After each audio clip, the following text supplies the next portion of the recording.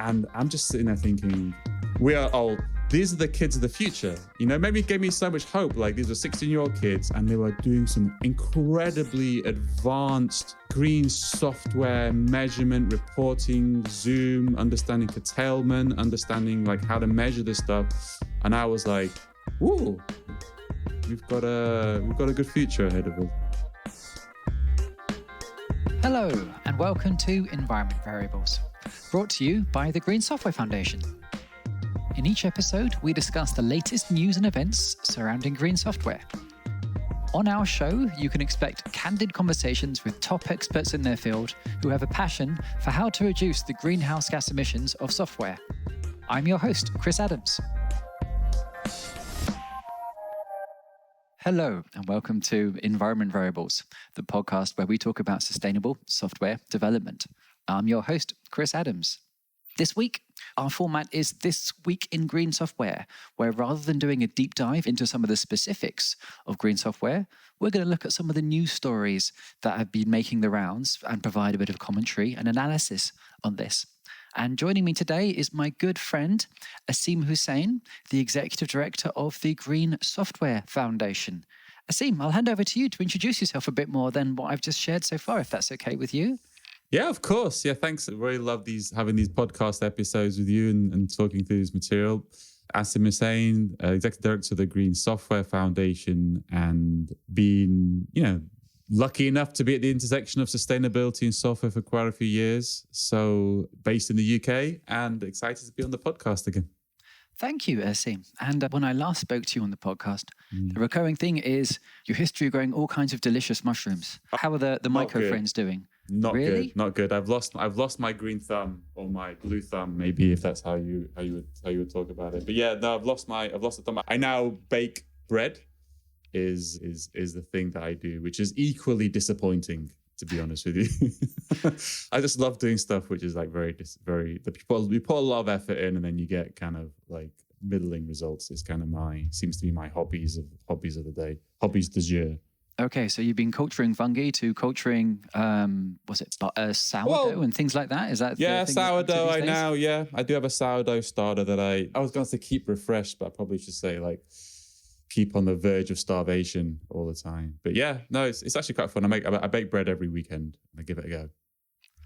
Well, thank you for sharing that. Presumably, this is going to be carbon-aware bread that you're baking when the energy is green, because in the UK, you have the baking forecast. Are you familiar with the baking forecast? I'm not aware of the baking forecast. Oh, dude, this is so cool. But now that you've said it, I can't believe I'm not using the baking forecast, because it is a lot of, that's the thing my wife questions me on. She's like, does the financials of this work out? And I'm like, I don't know, but there's healthier bread than the stuff you get in the supermarket. So for those who are curious, and I promise we will talk about green software, this is a kind of segue towards some of the ideas we might talk about later. In the UK, there is a website called the Baking Forecast, named after the shipping forecast. And the idea behind it is to look at the carbon intensity of the electricity that might be going into the oven when you're doing any kind of heating. And this means that you can then decide to time your baking to be zero or very, very low carbon bread by making sure you bake when there's lots of renewable energies on the grid. Or alternatively, if you are not paying attention, you can end up with very, very high carbon bread by baking at when there's lots of fossil fuels on the grid. Now, fortunately, because it's getting sunnier, we've got some more solar and wind coming in. It's not like the depths of winter, so it's probably greener baking today than it was in November or December. But yeah, this is one thing that I think is only the UK has this right now, and we'll have to share a link in the show notes because it's a really, really cool project. That's cool. You could also end up with really high carbon bread if you leave it in the oven for too long. Oh, yeah. This is true. Wait. Oh my God, where is it? You're looking for this. Where is it? I don't know which one it is. You do it. I think I know what you're after. You're asking for this, right? Oh, no. This is what you're after? That was it. Yes. As Asim has discovered the sound effects on Riverside, the podcast platform we're using. You told me about it. Yeah, I do apologize. So if we have we might be like two children at the front of an aircraft playing with this, flicking all the switches, but we'll try our best to not make listening to this too insufferable. Okay, so we've mentioned about the baking forecast as a way to talk about carbon-aware use of electricity and things like that. Should we look at some of the stories together, Asim? Yeah, let's do it. Oh, if you're new to this podcast, my name is Chris Adams, or if I'm in trouble, Christopher Adams. I am the executive director of the Green Web Foundation, a small Dutch nonprofit focused on reaching a fossil-free internet by 2030. I'm also one of the chairs of the policy working group inside the Green Software Foundation. The other thing I'll share is that at the end of this show, we'll be showing a link with all the show notes, and it's usually written in Markdown, and we do accept pull requests. So if there's a thing that we've linked to that you think is incorrect, or if there's things you'd like to add, then it's open source and you can do that. And I think that's the main thing I'll share. The stuff we talk about will be linked. And I guess we should probably find something to talk about then, Asim, shouldn't we? Yeah, something that's not bread related. All right, then. Well, in that case, shall we move on to... I want to make a joke about biochar, but let's just move on from... yeah. All right, so let's focus on the first story, which is Green Ops, FinOps, and the Sustainable Cloud. This is from... I think it's actually originally from Forrester, a big analyst firm, who have now kind of woken up to this idea that if you're tracking cost, in many cases, you might be tracking carbon. And this is the main thing they're talking about here. There's a few kind of key takeaways and key points inside this. And this basically does talk about things like, say, you can reduce emissions through kind of looking at kind of your existing cost bills, for example. There's different steps you can take. They talk a little bit about some of this stuff. And they also provide a very, very high-level idea that right now, we do have inconsistency across the large cloud providers. So Google and Microsoft, they might report all of the emissions or all of the emissions according to the kind of GHG protocol, which is like the gold standard of reporting, giving you scope 1, 2, and 3, where the majority of the emissions for what we do is probably in scope 3, and talking about how Amazon is doing this. And we now know on the grapevine that they've started to rehire people. But at present, if you look at the dashboards or the calculators with Amazon, you're only going to look at scope 1 and 2, which on average means that you're missing a significant chunk of the picture. So that basically means if you look at Amazon's dashboards and you think, oh, my numbers are really, really low, that might not be the full story. All right, Asim, I trust you had a chance to look over it. So are there any particular takeaways or hot takes you had on this one that you might share with us? Well, I don't know if I had any particular hot takes, because it's stuff I've heard before and kind of stuff I've heard mentioned kind of quite a few times over the past few years. And what I was actually interested in is perhaps just having a more... I'd actually love to hear your thoughts, and maybe we can like walk through some of the ideas and some of the question marks I have are just about the whole premise of this link to cost and carbon. And like, there's a few things I think of when I think about that. One of the things I think of as well isn't the cost of things the reason why we're in this problem in the first place. You know, how can money both be the cause of the problem and the solution to the problem at the same time? And then, like, you know, yes, there is this argument that kind of reducing cost reduces carbon. There's this kind of correlation. I've spoken about it extensively in my past, but kind of I'm trying to refine my thinking in this space. We know that there's somewhat of a correlation there, but we also know there's things you can do which can dramatically reduce carbon, which don't affect your the cost at all in the slightest. So what is how big of an opportunity is that? And is therefore focusing on cost kind of distracting us from things that we can do which can dramatically reduce our carbon that have got nothing to do with the cost? And another thing just kind of pops up in my mind as well, which is, I remember I was speaking to the energy purchasing department at Microsoft years and years ago, and I actually asked them, can I quote you on this? And this is because you worked at Microsoft as the... I used to work at Microsoft, yeah. And a rule of thumb that they gave me was, this is pre-AI, was that the cost of running a data center is only 10% energy, the actual dollar cost, 10% energy, 50% depreciation of assets. So you bought some chips and they're going to be worth 0 in 5 years. So they're depreciating of assets. And everything else was like, you know, people and everything else was number one. And so, like, when you think about that, certain parts like that emits carbon into the atmosphere. What, the All of creation those of things. or each of these, right? The energy emits carbon, but it's only 10%. The human beings running around emit carbon. The actual physical infrastructure like emit carbon when it's created. And then what happens in an organization is you kind of like normalize that into a dollar value, which you then charge for services that run off there. But does that dollar value like represent, accurately like the carbon emissions, put it that way?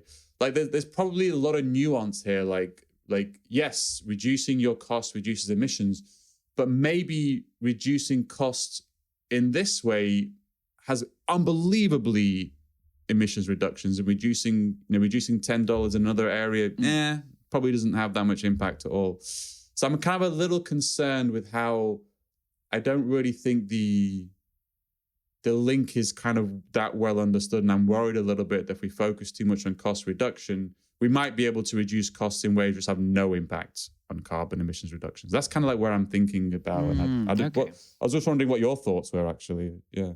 So I think there's two things. I'll share what a question to that. But you said two things which I think are really interesting there. First of all, the cost of energy as like that's a part of what the data center might be, right? And you also said like depreciation of assets being one of the big costs. And that, I'm assuming that basically means I've got a server, it's going to last over say 3 or 4 years. And because of that, I split the cost over 4 years, and that's how it's getting slightly less. Accounting wise, that must be exactly how they figure it out accounting wise. All right, so there are two things. Most of these discussions seem to be about energy usage, with the idea being that I think you're right. There's totally a mismatch between these two things, because we are in many ways, we don't see any of this stuff. We don't have the visibility in a bunch of these things. And one thing that one thing that I guess we've seen a number of large companies start talking about now is saying, well, we are looking to extend the life of our servers, and we're doing this as a green measure, right? That sounds great, yeah? But if you extend the life of your servers, you've gone from 50% depreciation to maybe 30% or 40% depreciation, right? I mean, from a financial point of view, that basically, I mean, Amazon did this.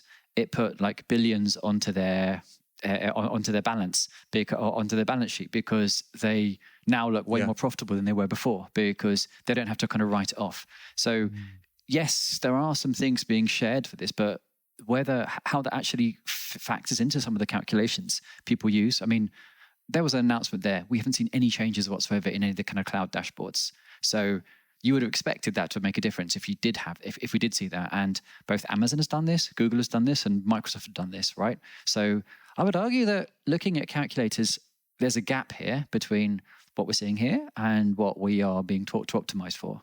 And there's also another question. Yeah.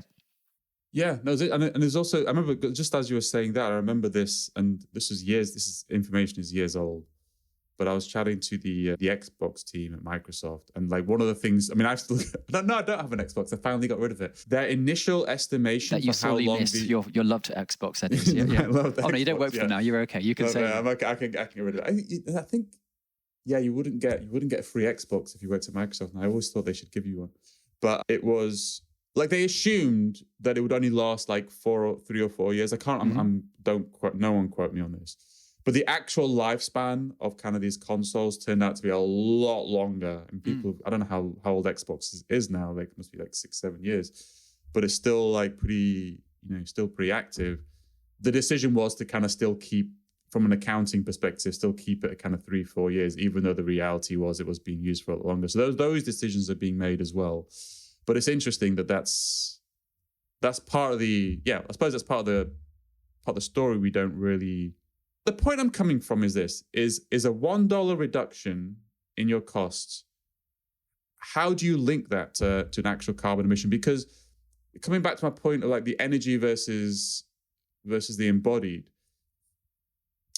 like how much of the emissions is linked to the energy versus the embodied, and therefore how much of your cost is linked to reducing the energy versus reducing the embodied? Does that make sense? Yeah. It's kind of like, This comes to basically disclosure of cost structure, which is a bit of a kind of like jargony term, but basically without having visibility into how this stuff is paid for, because in many cases we have very, very proprietary services, it's really hard to basically be sure, like, is this really happening? And even when we talk about things like, say, cloud, moving to cloud compute, moving to, say, serverless, all these other tools which are kind of higher up the stack, right? It's not like the profit margins for cloud at the very, very bottom, like paying for compute on a per hour basis, will be different from things higher up. And we don't have much in the way of visibility into any of that stuff. I mean, as I understand it, higher up the stack you go, the more value you add. A bit like kind of if you're buying if you're buying oil, and then you're selling, say, refined kerosene or something like that, it's going to be a different price, right? So you can think of, I think we have maybe some mental models we can apply for some of this. And this is actually possibly one way that you can say, well, if we're running a bunch of companies and we have a set amount of resources and we cannot use more resources, like more inputs, there are ways to still continue to increase the amount of kind of value and profits being made by shifting people to kind of go higher up the stack to get them to purchase maybe, say, a serverless thing or something which allows you to kind of cram more stuff onto the same infrastructure. But the problem is, in order for you to do that, you need to not build more infrastructure. And what we've just seen is the opposite of that happening right now. And I think this is what I think you're somewhat right. It's easy to talk about cloud costs because you've already got the numbers there, and it's you don't public, have to, and it's like one of the most obviously disclosed like facts about your cloud usage is how much it's going to cost you. Yeah, and like if you're in an organization, it's probably easier to start optimizing a number that you already have than to pay for someone or even pay for a solution for someone to do this stuff. Because I've invested I'll promise we'll go back to the other stories a little bit later on, all right? But inside the Green Web Foundation, we've been looking to like audit all of our own services recently, or just like work out our own kind of look at our own annual emissions. And the thing we found is that, let's say the majority of our impact, because we're a quite small organization, comes from not necessarily from the services we're paying for on an hourly basis. Like we use Hetzner, and we're spending maybe 1,000 euros a year on Hetzner in total. No, more like 50. What's Hetzner? Hetzner is a German cloud computing service. Right. So about half of all of Mastodon run on Hetzner service because they're so cheap, so much cheaper. And in Europe, at least, they've been one of the greener ones to use because they build all their own software. And if you look at their prices, they're typically like, you know how DigitalOcean will sometimes be cheaper than say the big cloud providers. They are cheaper than DigitalOcean once again. So as a result, we're a cash-strapped non-profit. We're going to go for the cheapest green option we can find, or cheapest green option that we can find that has cloud-like APIs and is used and works quite well. So we've been using those ones, and as a result, the cloud makes a small amount of our kind of digital estate. What ends up being a larger thing is the infrastructure we use, like the laptops and the monitors, and we have inside our own inside our own offices. But even if we buy those from circular providers, so my laptop is from Back Market, which is like a kind of second-hand provider, and likewise Hannah does the same thing with hers, and all this. Hannah's she's my colleague who's been leading on this work here. We've done this, but under most of the ways, there's no guidance on, okay, is it someone else's carbon? Do you know, has someone else banked it, so therefore it's free for you because they've depreciated the carbon there? There isn't much in the way of guidance or real stuff that you can adopt. Like you might be able to cite a paper, but that's not the same as there being, say, guidance that you might use for your own reporting to say, this is why we've chosen these numbers here, for example. And like, these are some of the problems. There isn't this recognized way to account for circular versus buying new stuff, for example. And this does speak to this idea of, well, okay, how do you estimate this stuff and work out what is the most effective thing? Which levers should you be pulling if you want to reduce the emissions from software or digital services in general?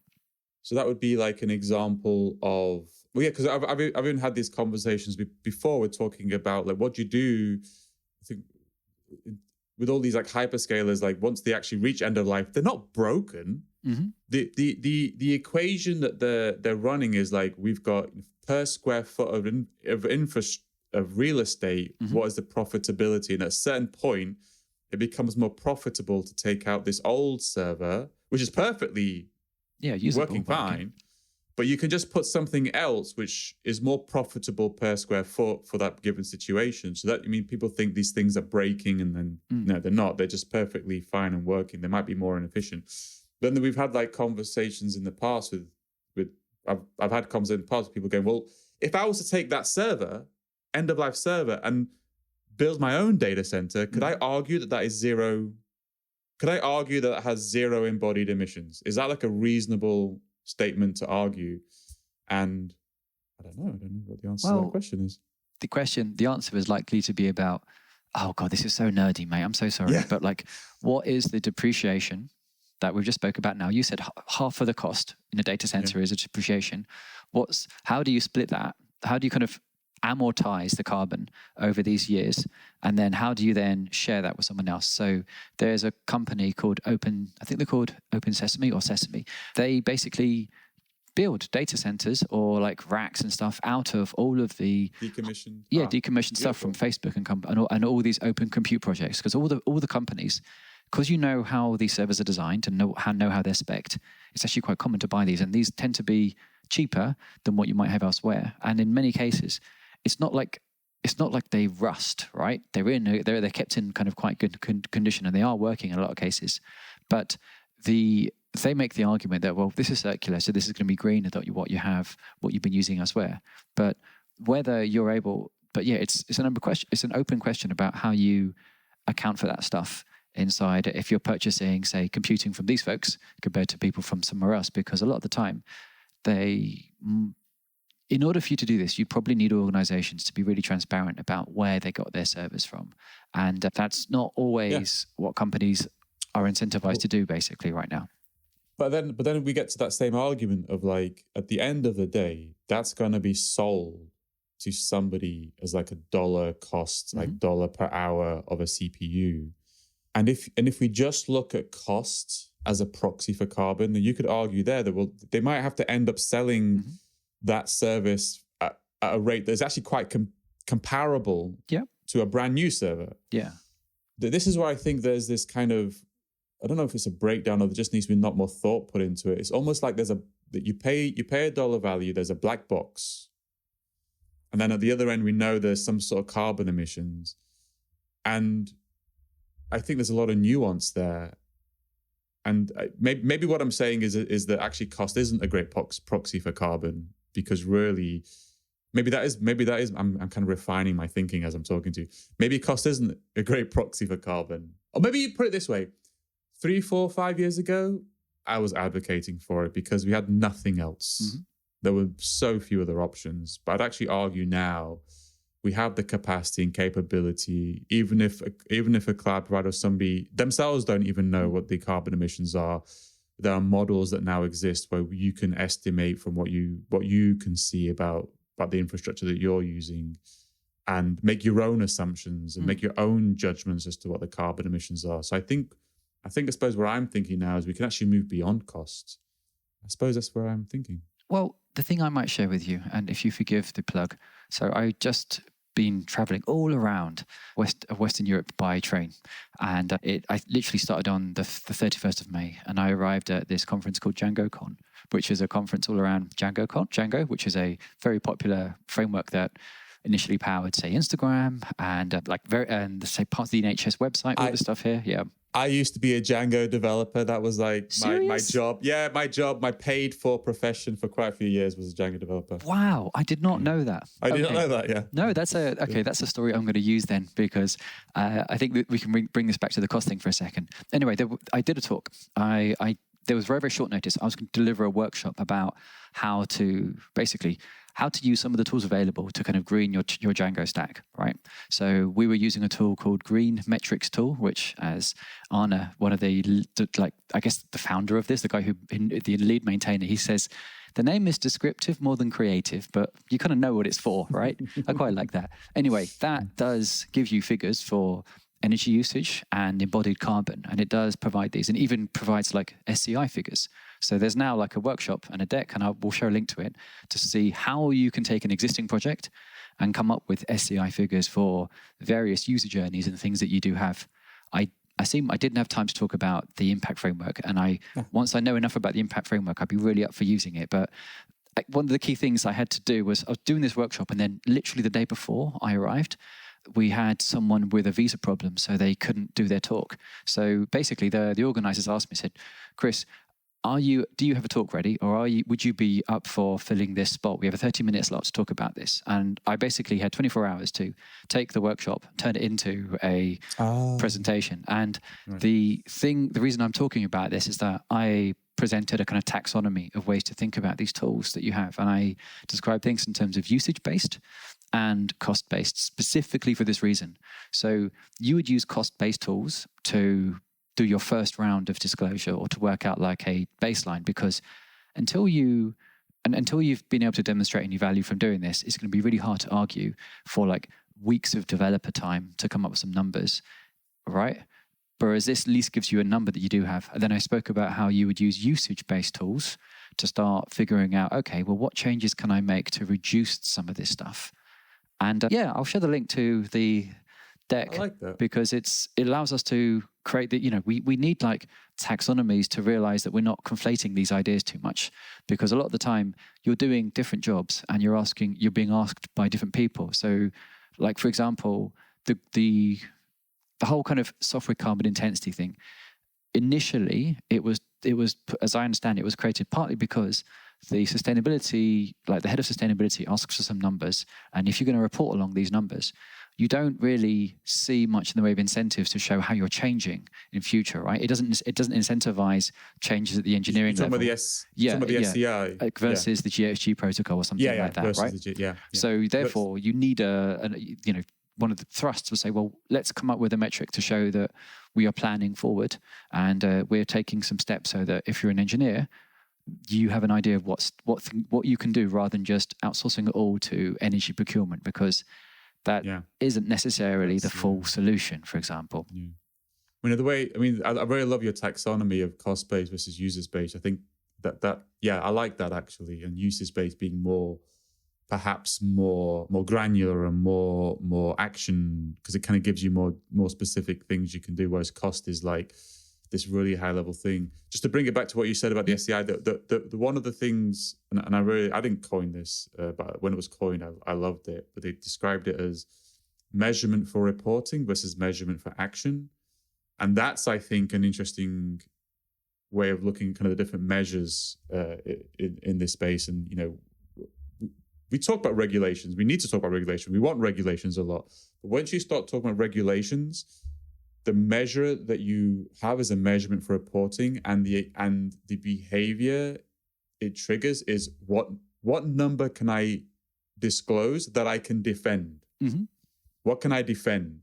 Whereas a measurement for action is kind of what number do I need to drive action change? And that's when we think about the SCI, it's a measurement for action.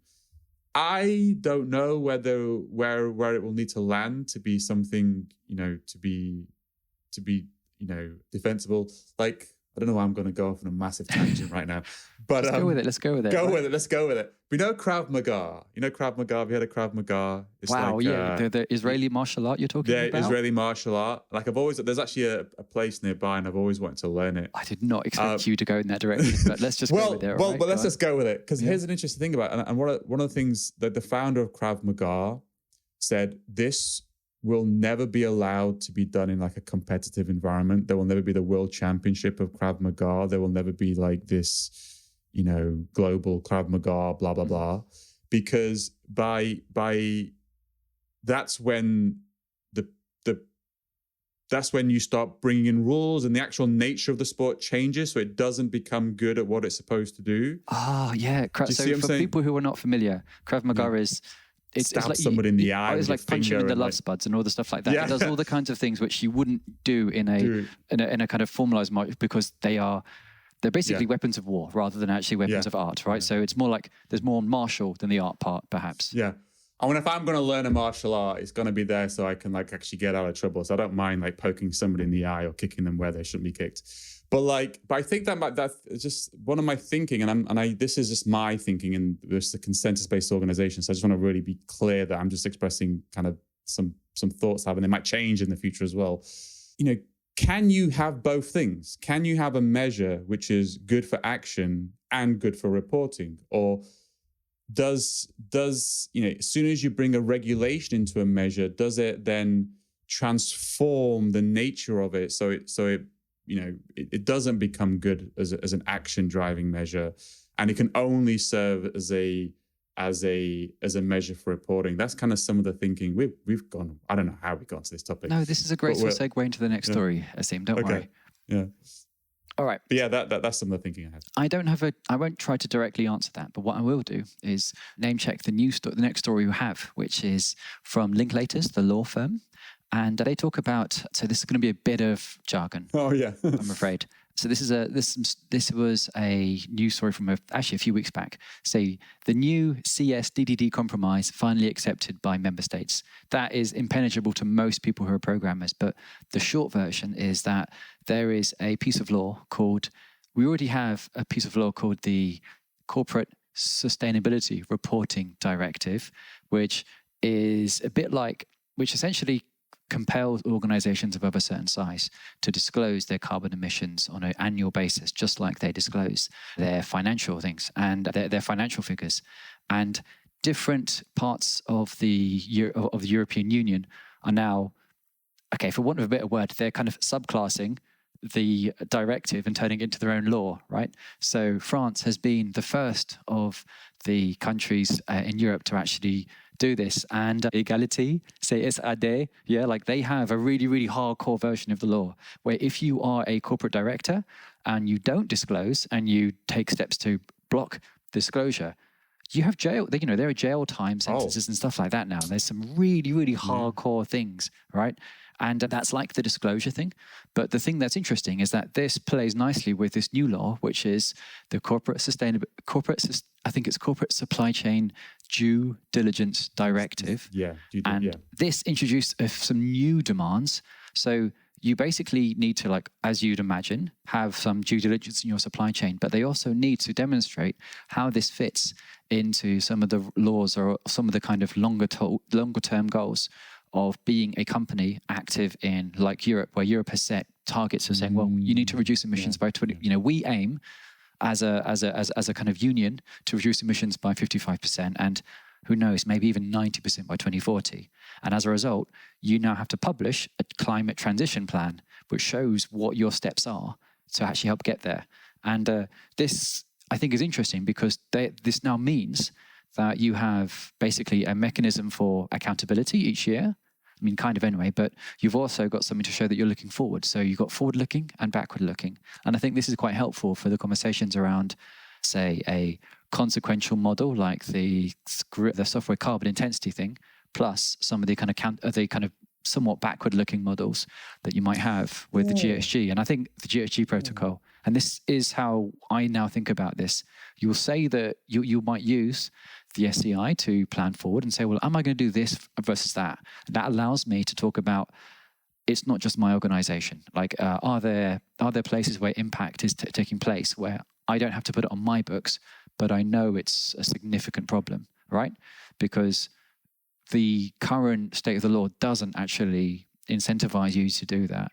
And particularly if you're, like, say, a media company, for example, where, most of the impact is in a router in someone's home or in someone's end user device, like their big ass television, you might not try and tell someone, hey, can you please stop using your big ass television and use a tablet, right? Yeah, you might do that, but that's going to be a hard thing for you to kind of argue is inside your kind of organizational boundary, for example, for reporting. So this is why having two ways of looking at this is actually quite helpful. And this is how I've expressed difference between an SCI and the GHG protocol. The fact that they are complementary to each other, but but different.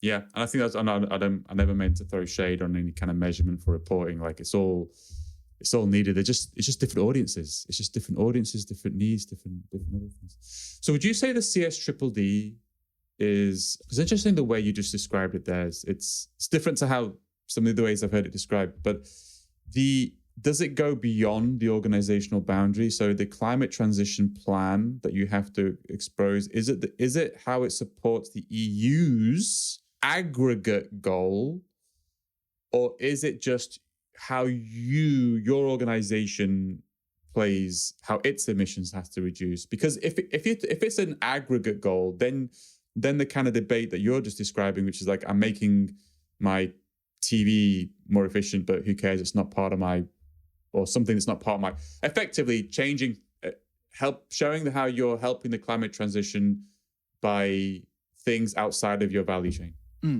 I need to stress I'm not a lawyer. All right. Okay. And I think you mentioned that there might be someone who is a lawyer who does. We could bring somebody on. Yeah. I think it would be really nice to have someone who, with that deeper domain expertise, to kind of talk about this, because I'm mindful that because I have an English accent, it sounds like I know that I am confident and about what I'm talking about when I might not be. You are that fairly well informed in a lot of. I know you're very well informed in a lot of areas, but anyway, yeah. All right, so perhaps not a lawyer. Yeah, I'm definitely not a lawyer in this in this context. But I guess the key, your question is, do you use them differently, and would you be? I mean, is that the question that you had? Like, is that maybe you could just repeat that to make sure I understand the question? Well, I think it's interesting. I think because a lot of these questions are kind of like insular to an organization. Like, what are you doing? How is your organization reducing its own like emissions? And then the conversation is basically coached around, well, that's not my problem. That's not me. Even though you could do something materially to reduce those emissions, it's just not part of my value chain. So I'm not going to be focused in on it. Is it? I presume because it's a business reporting directive, it is kind of very much like how like you've made. How are you as an organization going to reduce your emissions in line with the EU's target by 2040? So, okay, I think I understand your question now. So, as I'm aware so far, the CSDDD is basically, there's still a focus very much on your own organization, right? So I think most of the supply chain due diligence part is about your upstream, right? Not necessarily so much stuff that you have downstream, for example. So, you might talk about who you purchase things from, but it might not be about to what extent am I incentivizing or am I accelerating the production of fossil fuels, for example, right? Yeah, so exactly. Now, let's say when we saw, I think Will Alpine, he was a guest before, and so we've seen so he mentioned this a while ago, and I think way back in the first or second episode, he spoke about, okay, we need to be doing, we need to be responsible about our use of AI. Yes, we need to think about the green part, but we also think about these parts elsewhere. He's been really, he's been leading on a bunch of this stuff and talking about this. Yeah. So he got me onto scope 4. Yeah. He got me onto the idea of scope 4 emissions, which is like very interesting. Yeah. Yeah. So he's been talking about this in quite kind of clear ways for quite some time. So the scope 4 stuff that you've just mentioned, I don't know to what extent that's actually included in this right now, right? But if you're talking about your plan, it's likely that if you're going to have a transition plan, you probably would have very good reasons to talk about what your transition plan looks like, because you're helping transition the entire economy. So it may be that you might refer to this, but this is where I'm outside of my kind of comfort zone, basically. I mean, we can lobby right now for what we'd want. I mean, what the ideal solution, I would say, is not lobby. That's the wrong word. We don't do lobbying. But there is this overall aggregate goal that we need to achieve. And this is, I love this. It was Henry Richardson that said that. I remember it so specifically. I know the person that said it, and I know in what meeting they said it, because I thought it was such a great statement. We were talking about the SCI, and we were talking about this whole idea of double counting. And, double counting when it comes to reportings and all this stuff, it's so significant, because you're an organization. You don't want to be responsible for somebody else's emissions. You don't want double counting. But he said, actually, as humanity, we want double counting, because what does double counting mean? Double counting means that there's more than one person incentivized to reduce that emissions, right? That's the advantage somewhat of double counting. And actually, if you think of scope 3 in a way is kind of double counting across the board, because somebody's scope 1 and 2 is somebody else's scope 3. But I actually completely forgot where I was going to go with this. Right. I'll try and rescue Asim before we move to the next story. We were talking a little bit about, and bring it back to digital services, right?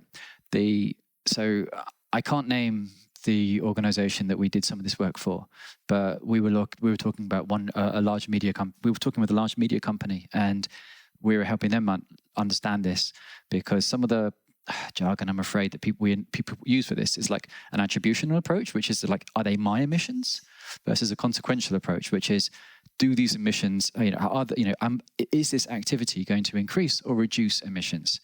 And when you're looking at media, for example, essentially, if you look at the attributional part and the GSG protocol and what you have to report on, right, you are incentivized to care about the data center more than anything else, right? Because that's kind of inside your boundary at the moment, or what most organizations report as their boundary, right? Not every organization. But if you were to look at the consequential approach, you'd be looking at, all the things mentioned before. And like this is quite a significant thing, because for consuming digital media for consumers, the data center is making less than 10%, right? It's tiny compared to the energy use, at least. The screens. Yeah. And if you look at the energy use, it's going to be, more than 2/3 is coming from all the stuff at the end users, which is outside of your, it's not on your books. So why would you care right now? Well, it's an externality in a way, isn't it? Yeah. So this is why I think it's interesting to see these two things have some interplay, and I think we need some wording for this right now. Like the one I'm trying to popularize is, you have climate disclosure, which is what are my emissions, and then there's climate response. What is my plan to reduce this? Right? Climate disclosure, you want your emissions to be small. Your climate response, you want it to be really, really big, really, really like massive and ambitious and like loud and everything like that. And that's what I think you can get behind. But I think that's what scope 4, that's why I think scope 4 is a really interesting concept. It is, I've forgotten how it's defined exactly, but things like your response, like things that you are doing outside of anything to do with making money or products or like that is what's counted in scope 4. But also it's like the impact you're having, the impact your business and the work that you're doing is having on the fundamental problem of climate change. So i.e., like if you're enabling something which helps people to find another oil reserve, that's a massive scope 4. That would like overshadow anything that you're producing in this world. But scope 4 could also be negative, because if you're doing lots of work that actually sucks out carbon from the atmosphere, you can actually have a scope 4, which no, scope 1, 2, 3 can't be negative, like unless you're just not breathing or just sitting very still. But like it can't be. But scope 4 could potentially be positive or negative, and it shows your like how you really like impacting the world. Like So the thing we could possibly link to, I'm going to add to the show notes the episode we did, the podcast episode, which was all about AI and ML impacting climate change. Way back in the day. I think June 13. Have like another one. Oh wow, it's literally two years. Is it to the day? 2 years. Yeah, we're recording this on June 12th. No, we've spoken about it before, but this is one I really love this one. Yeah. This was recorded on June the 13th, and this included, it was Vishek Gupta, who's now like inside Climate Action Tech, which is a community that we're both part of. He's being funded on a micro grant to come up with some sustainable AI principles. But Will Alpine, Will Buchanan is before he got married, he was called Will Buchanan. He mentioned a bunch of this stuff. And we also have Lynn Kack, who was one of the co-founders of Climate Change AI, which is another one of the really, in my view, really fantastic organizations who have real authority in talking about that. They mentioned a bunch of this stuff. So if you want to know a bit more about AI, look at these things from 2 years ago, because a lot of that still stands, and it's very, very, I learned so much from that one, basically. So yes. I get pinged by organizations all the time going, oh, we want to talk about, or media, we want to talk about AI, and AI and sustainability is suddenly a problem. And I'm like, we've been talking about it for a long time, like well before ChatGPT came on the market, as AI been a hot topic of conversation maybe the thing space. We should also link to in then, Asim, is the GSF has actually started to endorse some existing legislation in America to make this a bit clearer, but also in Europe, I think something like €1.5 million or €1 million. There was a tender a few years ago to basically start researching some of this stuff that you might refer to as scope 4. Basically, like scope 4 is it's an idea, but it's not. There's no standard around it right now. Yeah. There was some work there to start looking at this to see how you might quantify the positive and negative impacts of various steps. Now, because this was funded by the Green Digital Coalition explicitly to kind of measure the positive impacts, it's not surprising that every single intervention is only positive. So it's not like there's a methodology for talking, if we use AI to extract oil and gas, does this mean that there is nothing like that? And I would be very, very happy to see something like that, because like those climate emergency, all the stuff here, right? Well, that's one of the reasons I was thinking about this recently is kind of we're starting to, But we somewhat measured our emissions. I'm starting to like, now that we're growing, right? Our This emissions is the are GSF growing. you're talking about, right? GSF, yeah. Okay. And I suppose the green web is the same, isn't it? Like if you were to employ just one more person, your emissions would jump up significantly.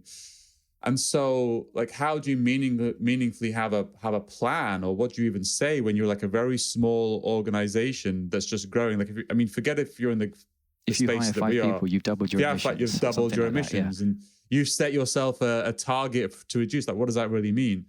And I think especially for organizations like you and me, like Green Web and Green Software, like if there was a scope for our scope 4 is significant, because the activities that we do as an organization, I don't mean scope 4, our negative scope 4s are significant, because us existing arguably, hopefully, reduce the overall emissions of the world. And so in a way you could, it'd be interesting to look at organizations from their scope 4, because then you're investing in kind of a different component. There could be like startups out there who aren't like in the green software space, but have a negative. If you have a negative scope 4, the more you grow, the more emissions get reduced from the atmosphere. It's interesting. I'll be honest, dude, I'm a little bit, I'm skeptical of this scope 4 idea, because it very much, whenever people talk about it, they use it as a way to either say, well, this is why it's okay for us to deal with these really damaging things elsewhere, right? Yeah, it's used to basically draw attention away from other things. Or I just don't think, like, it's never going to balance out. It's okay for things to be like orthogonal in moving along two different axes, right? And I think that makes more sense. What you can do instead is actually be responsible about the impact that you do actually have. And there's an approach used by the New Climate Institute, which I think is really interesting. What they do, they basically say, look, we're a small nonprofit. Our job is to be at, say, COP 28, 29, 26 or something, and essentially work with policymakers to set the rules that end up influencing ginormous organizations that are way, way, way larger than us. And what they do instead, they basically say, well, we have to fly there. We have to do something like this. We're going to impose an internal cost of maybe 100 euros per ton that we put into a kind of, I forget the term they use, like, let's just call it a carbon war chest, right? A climate war chest. And then they use that to fund other systemically effective things. And like, this feels like a much more sensible way to do it. Better, and it's, dude, you know how where the GSF came from, right? The funding for the GSF came from the internal carbon levy inside Microsoft. You told me this before. Well, actually, no. There is an internal. It didn't get direct. No, there is an internal carbon levy in Microsoft, which is then used to fund green measures. To fund things, right? green measures, but the actual, like, technically, the money from this actually came from a different bucket. Oh, dude, that would have been such. Was that a good story? That would have been such a good story, right? Yeah, because Will Alpine, a lot of his work he did at Microsoft was actually funded from that war chest. He knew how to navigate that space and get money from that war chest. Yeah. So this feels like a more sensible way to do it, right? Yeah. The idea of saying, well, you're not trying to get back into eco heaven. You're being an adult about the emissions and about that there is an impact being caused. And then you're talking about, well, what is the way that I can do it, which doesn't give you my sugar rush of saying I'm carbon neutral again, but says, well, we have a societal goal to get to. So let's think about it in that sense. Microsoft is using an internal carbon price. That's not the same as a carbon tax, but it does revolve, like, it's a discussion about how you allocate time and money to projects. It's a tax because different departments have to pay different amounts depending on how much carbon they've been deemed to have emitted. So it is kind of like a tax. Yes, this is something we can talk about. You don't want to use the word tax? Oh, is this another topic? It's not so much that. It's more that, you might not want to use the word tax in various places because certain people are in favor of tax, certain people are not in favor of tax, right? And like, there are loads of ways where people allocate funds to various things inside this. I mean, like, there's a reason inside Microsoft they called it a levy, right? Oh yeah. Yeah, but like we there are loads of places where we allocate a percentage of some funds to funding something else. So this is why I've steered away from using the term tax inside this, because the way I see it, governments get to levy taxes. They get to, like, raise taxes and stuff like that. But whereas organizations don't necessarily. And there are loads of cases where if you're inside an organization, you're going to allocate this much to kind of keeping your staff happy. Is that a staff happiness tax? Or if I'm paying for cloud, right, and it's a chunk of let's say I'm building a digital service and I'm paying Amazon a chunk or Microsoft, is that a Microsoft tax? I'm not sure it is. I'm paying for something, point. right? Good point. Now that you've said the word tax like 5 times, every time you said it, I get a little. You, sir, have said the word tax. I have not used the word tax at all. Oh, have you not? Okay. Yeah. Well, no, I think anyway. I talk about internal carbon pricing because this is internalizing the cost otherwise being shifted onto society. And that seems a kind of economic and kind of grown-up way to think about this. Offset. I'm not using that word either for a good reason because I know. There's another thing. Anyway, we've totally gone off script. This has been fun though. Should we go back to where we are? So we were going to talk about Carbon Hack, some of the aftermath and learning points from that before we wrap up. So are there any particular projects? So maybe it might be worth you just briefly summarizing what Carbon Hack actually was. And then maybe if we talk about one or two projects that really caught your eye, then we can wrap up after that because it's so hard to this was going to be a short one, and we're running about 50 minutes already, basically. Well, that's okay. People must have some long journeys ahead of them. Summer holidays coming along. It was really good. So Carbon Hack this year, we focused on impact framework, but more specifically focused around measuring, like how do we actually measure software, which is a really exciting time to be here where we can actually talk about this. So very quickly, like impact framework is a framework that we've been building here to a very low level. You can measure kind of most things with it, but also provide that evidence of that measurement in this impact manifest file. So there's a couple of, we had a couple of prizes. We had the ones I was very excited about. I was excited about all of them, to be honest with you, but the one I was really keen to see what people, it was kind of like, we just threw it out there. We're like, well, let's just see how people respond to this one. And it was beyond carbon, because we talked about carbon all the way through this episode. But, as we know, like the sustainability challenge we had to have ahead of us is actually far bigger than just carbon. And we just left it fairly open. Kind of anything that kind of measures the environmental impacts beyond carbon was effectively it. And there were some really interesting submissions. Like the one that won was, as we might guess, like water. Like they measured the impact of water. And it also triggered some like really interesting conversations around, I know there's been some research in this space, but at what level are you measuring it? Are you measuring the water impact like at the data center? It's kind of like primary and secondary, kind of primary water and secondary water kind of was like the concept, and it was just exciting. But now what that means now is that there's now a plugin for impact framework where you can there's actually two. You can drop it in and just say like, I just want to estimate my water impacts of my workload. You can just drop it in and do it. Another team was from a team called Grasp, and I loved it because one of the things that plugin measures actually does a couple of different beyond carbon categories, but the three main ones are death. Okay. Premature death, social cost of carbon. Yeah. So what's the dollar value on like the carbon emissions, and displacement, which is kind of interesting as well. Like how many people and all this stuff is one of the you have to submit like citations and research to prove and evidence kind of where these numbers are coming from.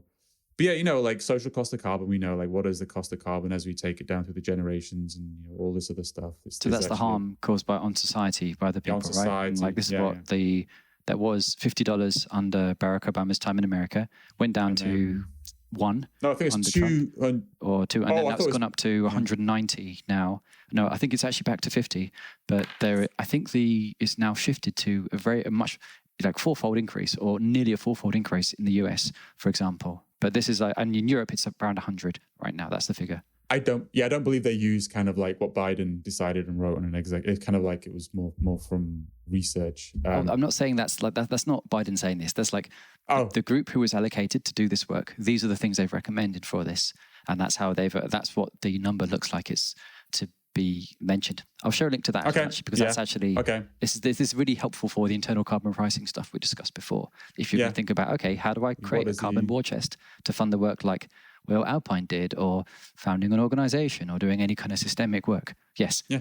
But I think that's kind of like where it's interesting, kind of like, because sometimes I do feel that we sanitize this conversation too much. Like it's too sanitized. Like we talk about carbon, we talk about this, we talk about that, but actually the reason why we're here is there's a lot of human suffering that is happening and will increasingly happen because of the work that we're doing, and there's that value in this whole question. Are you trying to like add a cost of carbon?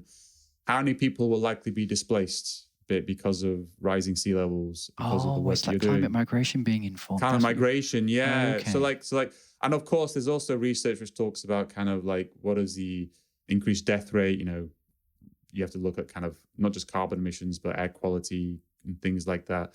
So these are the impacts. I know it's kind of it can be hard for some people to swallow, but it is, you know, something I think about a lot. I actually have a big skull next to me, so I have very stoic. You are full of surprises. Wow, you got kind of Shakespearean kind of. Wow. Alas, poor Yorick. Wow. Alas, poor Yorick, yeah. Did not see that coming at all. Well, it's a stoicism thing. It's like if you contemplate death a lot, you live life more. But those are two really good plugins there. But there's just been, it's hard to like really pick up on the rest.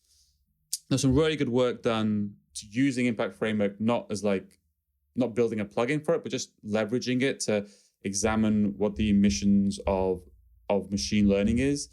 And like the important thing about that is the output of it is this kind of very standardized manifest file, which anybody can read. You're not like reading a PDF. Auditable or repeatable manifest, Audible, right? readable, and then you're just reading this manifest file. And as soon as you look at this manifest file, if you know now how to read this manifest files, you can go, okay, straight away, I know you did this, you did this, you did this, you used that coefficient. I get the kind of measurement that you are. That's an interesting number you generated. So that's one of the things we want to drive from it. And the best, there's some great work from I've forgotten the name of the team now, but they did work on the trying to figure out using impact frame in a very unusual way, which is like in logistics. Can you create a manifest file which represents the emissions of like a fleet of cars, like delivering Amazon packages all over? Can there be a manifest file for that? And I think the winner was they built, it's called Green. Oh no, I want to mention two other teams, and they both got the same name, which is very confusing in the hackathon. One called Green and Meat. I've forgotten the actual name of the team. It's Green something, but they built Kubernetes, so an interface into Kubernetes. And the reason why it won, it was just like Kubernetes is so ubiquitous on the internet. And now if you got, and it wasn't using, there was a separate one for Kepler, but this is very specifically for Kubernetes, independent of Kepler, taking the observations from there, and you can compute the environmental impact of that. And I think, actually, I shouldn't have mentioned it, that my favorite solution was a team called Green and Me. I'm sorry, all of the rest of you. Yeah. You all weren't my favorite solution. My favorite solution was a team called Green and Me. Green meat, as in like green are you, green and meat, or green army, like Konami, or greener meat, as in having a meeting. Oh, greener meat, as in Zoom, not like Carnage. Zoom, and it was like exactly Zoom. Okay, yeah, exactly. And we had an under 18s prize, which we really spent a long time with lawyers trying to figure out, can we do an under 18s prize? But we managed to get one together, and it was a team of 16-year-olds from school in California, and they used the Impact Framework to actually measure the environmental impact of Zoom. So they literally, like they got Python libraries, they ran Zoom calls, they could get the utilization. They compared it to what time, and they even switched on and off features of Zoom to show like how that changed the emissions profile of your call. And I loved it. They found a curtailment. They were having a meeting, and because they're in CAISO, they found CAISO being Californian Independent Systems Operator. I knew you'd know that. And that's basically the grid operators in California you're talking about here. And California has a lot of renewables, as you know. So they had a moment in the meeting where it curtailed, which means that the emissions are effectively zero for the call, and because they were factoring that in. It was really good work, and we tried to give them the prize on the call. We were delayed, so they had to go to class. So we couldn't give the kids the prize. And if maybe we can bring them on this podcast. I'd love to speak to them. It gave me honestly, you watch this, and I'm sorry to the rest of the prize winners, but I think this was the best video. It was the best presented. And I'm just sitting there thinking, these are now we're gonna the kids of today. We are old. These are the kids of the future. Maybe it gave me so much hope. Like, these were 16-year-old kids, and they were doing some incredibly advanced green software measurement, reporting, Zoom, understanding curtailment, understanding like how to measure this stuff. And I was like, "Ooh, we've got a good future ahead of us." Asim, this sounds really, really cool, but I have to ask, right? Why are we relying on a bunch of literal children to do this work when Zoom is a multi-billion-dollar publicly traded company that does have to report on its own figures like this. And Zoom doesn't expose these numbers themselves, right? Like they will tell you how much you've saved, but you can't see the figures from this. We're relying on children to do the work of essentially publicly traded companies here, right? This feels like I think this is really, really cool, but this has an open question about what they would do. Maybe Zoom, or they might join an organization like the GSF and say, well, this is how we do measure this stuff. And because if not, I think we might need to refer to the work of children until that happens, because this is just like, I mean, if this embarrasses them to actually being more transparent about how this is being used, I think we should be doing it, because it's kind of bonkers that you are relying, like, it's nice to have like Youth of Today, but like one of these groups has literally access to billions of dollars of capital, and one of these groups is doing it in their spare time and couldn't even accept the thing because they had to leave between for class. Classes. Leave for class. Yeah. I mean, that's a fair point, but at the same time, I mean, I want to counter your point for a second as well. I mean, I have multiple views. Like, do you really want to be waiting all the time? Like, we're just waiting all the time. We're just sitting and waiting for everybody to be transparent about all of their emissions all the time. If we can just take that power back into our hands, and we might not wait for people to be transparent, but actually like, look, this is a model that I've created. I think this is the emissions profile of your product. I'm going to publish it. If you feel somewhat different, that's the beauty of open source. If you feel somewhat different, create a pull request. Be as transparent as me. I think in a way it is good that we're leading the way. It is good that the kids are leading that way in the future, because it kind of brings power back into our hands, if that makes sense. I think what it sounds like you're suggesting is, in the absence of information, it might be worth using the age-old internet trick of ask a question on Stack Overflow, answer it with an incorrect answer, then hope with people will actually come up with better answers, because that's the tried and tested way to get a good answer on Stack Overflow. You answer it incorrectly, then someone goes, no, you're getting it wrong. Now I'm doing it, because they're so incensed that someone is wrong on the internet. So this basically, I think what we can use that, we can harness this natural resource, right? And we can say, we're only going to use the work of these children for talking about Zoom calls until someone comes in with actual better figures. And ideally, the organizations with full access to this, like maybe Zoom themselves, or maybe a competitor of Zoom. So if you'd like to do this, I'm Chris at greenweb.org. No, I'm very happy to have this conversation, because this does feel like it's necessary. Anyway, blimey, I've just seen the time. Asim, we've gone a bit over, but this has been really, really fun. And it has been. We've got another one of these in a few weeks' time. So Asim, really lovely chatting with you, and nice to catch up. And sorry to hear about the mushrooms, but I guess the Mushroom Kingdom's loss is the Bread Kingdom's gain. So, I should probably wrap up now. Folks, if you've made it this far, we will be sharing links to pretty much everything we've discussed, and which you can find at podcast.greensoftware.foundation. And thanks again for listening. My name is Chris Adams, and this is Asim Hussain of the Green Web Foundation and Green Software Foundation, respectively. All right. Thanks, Asim. Awesome. Mate. Take care of yourself. Thank you. Okay. Thanks. Bye. Yeah. See you later. Hey, everyone. Thanks for listening. Just a reminder to follow Environment Variables on Apple Podcasts, Spotify, Google Podcasts, or wherever you get your podcasts. And please do leave a rating and review if you like what we're doing. It helps other people discover the show. And of course, we'd love to have more listeners. To find out more about the Green Software Foundation, please visit greensoftware.foundation. That's greensoftware.foundation in any browser. Thanks again, and see you in the next episode.